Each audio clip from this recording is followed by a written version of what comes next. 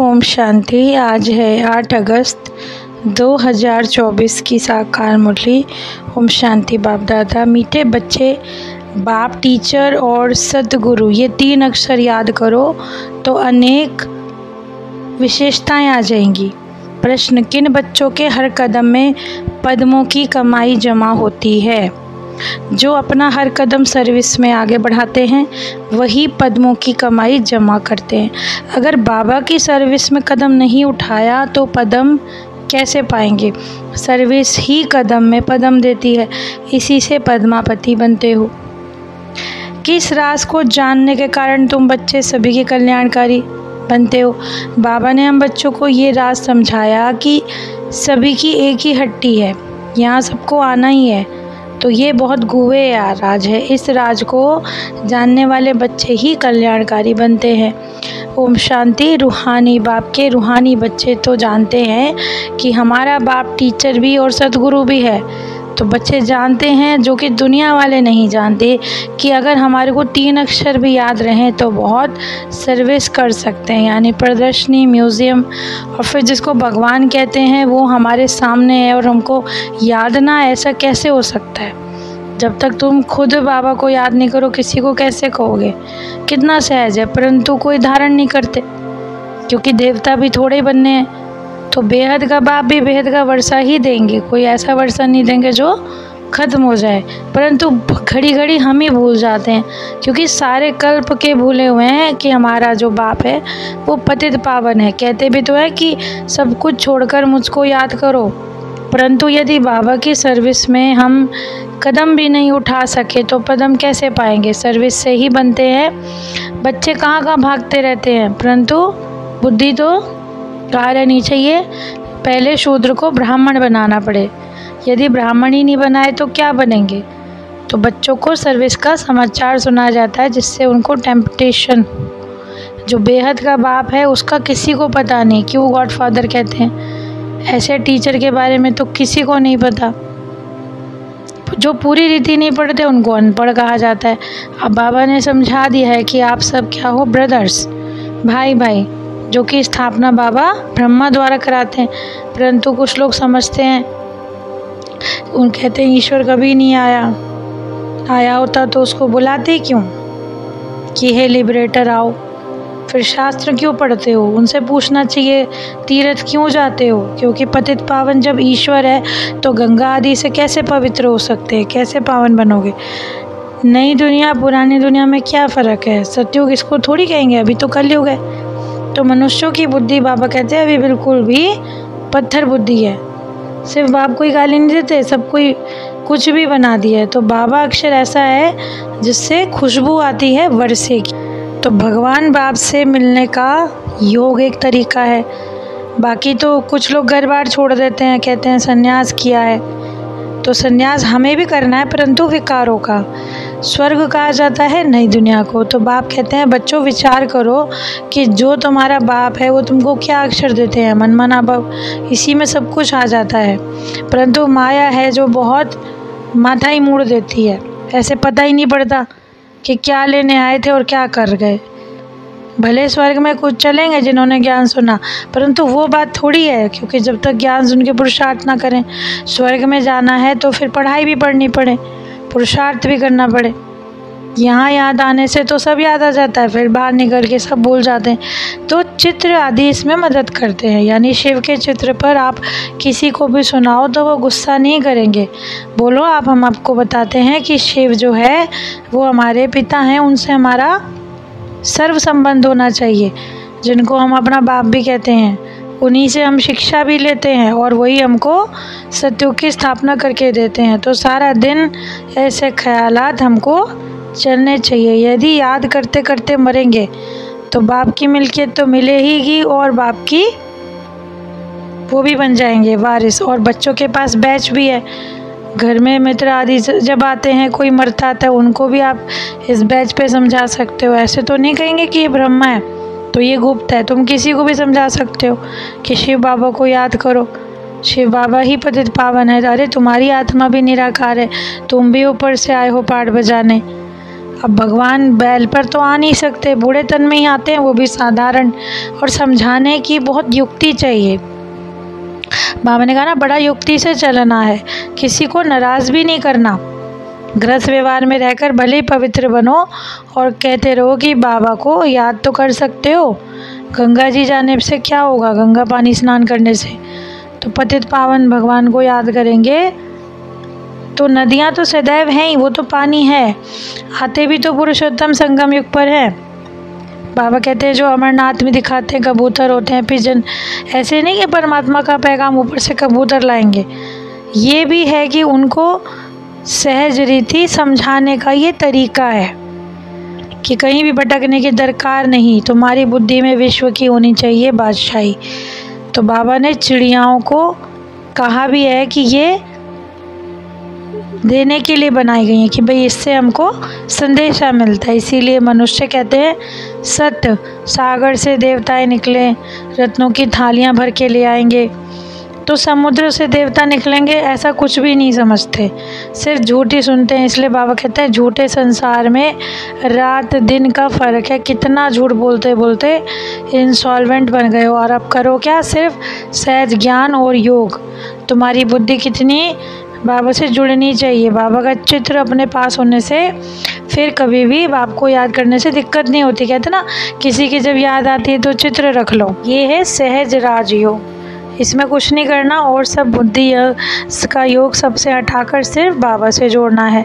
और तुम घर में भी बहुत सर्विस कर सकते हो, ये नहीं कि बाहर ही जाना है, घर बैठे भी तुम बहुत सारे मित्र संबंधियों को, सगे संबंधियों को ये ज्ञान की दे सकते हो, नॉलेज।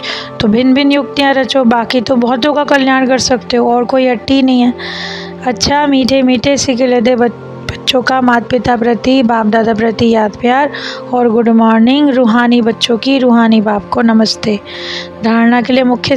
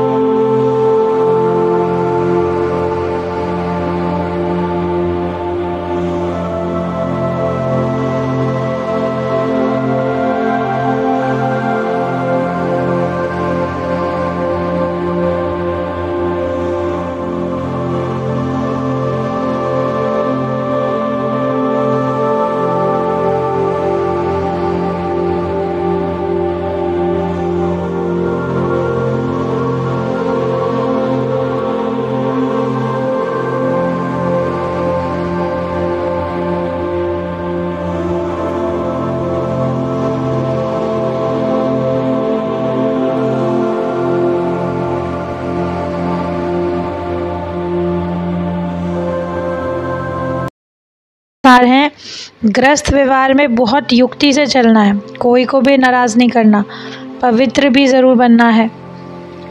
एक बाप से अविनाशी ज्ञान रत्नों का दाना लेकर अपनी बुद्धि रूपी झोली भरपूर रखनी है, यानी बुद्धि को भटकाना नहीं है, बाप का पैगंबर बनकर सबको पैगाम देना है। आज का वरदान है, बेहद की वैराग्य वृत्ति द्वारा सर्व लगावों से मुक्त रहने वाले सच्चे राजऋषि भव। राजऋषि मतलब एक तरफ राजे, दूसरी तरफ ऋषि, अर्थात बेहद के वैरागी। चाहे कहीं भी अपने में, व्यक्ति में, वस्तु में, यदि कहीं पर भी लगाव है तो राजऋषि नहीं, यानी जिसका संकल्प मात्र भी थोड़ा लगाव है उसको राजऋषि नहीं कह सकते, बल्कि उसके तो दो नाव में पैर हो गए, फिर तो या ना के यहाँ के रहे न वहाँ के। इसीलिए बेहद के वैरागी बनो, अर्थात एक बाप दूसरा ना कोई, और ये पाठ पक्का करो। आज का स्लोगन है, क्रोध अग्नि रूप है जो खुद को भी जलाता और दूसरों को भी जला देता है। बाबा ने क्रोध को अग्नि ही बताया है कि जो अग्नि होती है वो पहले स्वयं को जलाती है, फिर दूसरे को जलाती है। तो आज जो जीवन जीने की कला है मुरली अनुसार, वो हमारी क्या है? एक तो बहुत अच्छा ये सहयोग बन रहा है कि 8-8, और अगर 2024 को भी जोड़ेंगे तो 8, 888, यानी 3 बार 8, और 8 का जो एक सिंबल होता है इन्फिनिटी। तो हमारी जो यात्रा है वो बाबा से ही शुरू होकर हमारी बाबा पे ही ख़त्म होती है। कितनी अमेजिंग बात है जो ये इस तरह से, इसका कहीं और छोर नहीं है 8 का। तो इसी तरह से हमको पता ही नहीं कि हमने बाबा से कब मिले थे और कब ये सब चलता आ रहा है चक्र। लेकिन साथ के साथ इसमें एक चीज़ और भी आई है आज मुरली में, कि बाप ही टीचर भी बनते हैं, बाप भी बनते हैं और सद्गुरु भी बनते हैं, यानी पूरी दुनिया हमारे लिए हमारे बाबा बन जाते हैं। तो ऐसे बाबा को हमें कभी भी भुलाना नहीं है। तो उसके लिए बाबा ने क्या क्या युक्तियाँ बतलाई हैं कि एक तो जो है, अपने आप को घड़ी घड़ी आत्मा समझकर बाप को याद करो, सच्चे सच्चे ब्राह्मण बनो। ये भी नहीं है कि सर्विस करने के लिए ही बाबा ने कहा तो हम कहीं जाकर ही सर्विस कर सकते हैं। बाबा ने कहा आप घर बैठे भी खुद भी याद कर सकते हो बाबा को, और अन्यों को भी कह सकते हो कि आप भी बाबा को याद करो, तभी तो स्वर्ग में चलेंगे। यदि हम अपने पाप कर्मों को भस्म नहीं कर सकते तो कैसे स्वर्ग में जाएंगे? तो यानी तो बुद्धू ही ठहरे। बाप ने जो समझाया तो वो हमें समझ में ही नहीं आया। चैतन्य जो बाबा ने पढ़ाया है, उन अविनाशी ज्ञान रत्नों का दान औरों को भी करना है। गृहस्थ व्यवहार में युक्ति से चलना है और अपनी बेहद की वैराग्य वृत्ति द्वारा, मतलब बाबा ने ये कहा कि ऐसा ना हो कि हम किसी भी चीज़ में अटक जाएं। उसमें क्या होगा, हमारे 2 नाव में पैर हो जाएंगे, और कभी भी 2 नाव में पैर रखने से आदमी एक जगह नहीं रह पाता, वो बीच में से फट ही जाता है।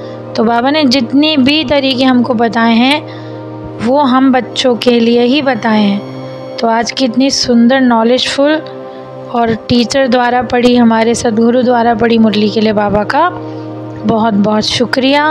ओम शांति।